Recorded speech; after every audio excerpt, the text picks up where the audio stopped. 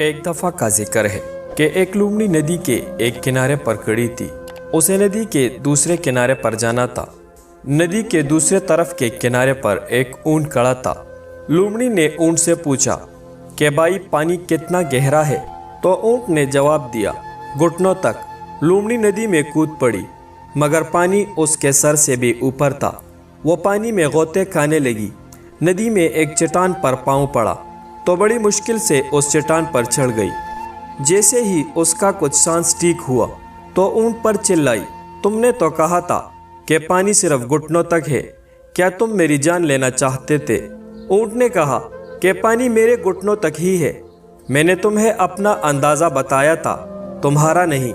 इसलिए याद रखिए कि जब आप किसी से अपनी ज़िंदगी के मामलात के बारे में मशवरा करते हैं तो वो शख्स आपको अपने तजुर्बात के मुताबिक ही जवाब देता है। लिहाजा जब भी किसी से मशवरा करे तो अपनी ज़िंदगी को मद्देनज़र रख कर करे। गुस्सा एक ऐसा खंजर है जो इंसान अपने ही दिल में घोंप देता है, दूसरे की खता पर ख़ुद को सज़ा देता है। बेहतरीन इंसान अमल से पहचाना जाता है, वरना अच्छी बातें तो दीवारों पर भी लिखी होती है।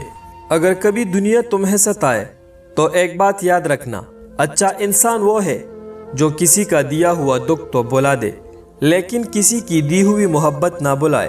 अपनों से इतनी ही शिकायतें किया कीजिए, कहीं ऐसा ना हो कि शिकायतों को दूर करते करते वो खुद आपसे दूर हो जाए।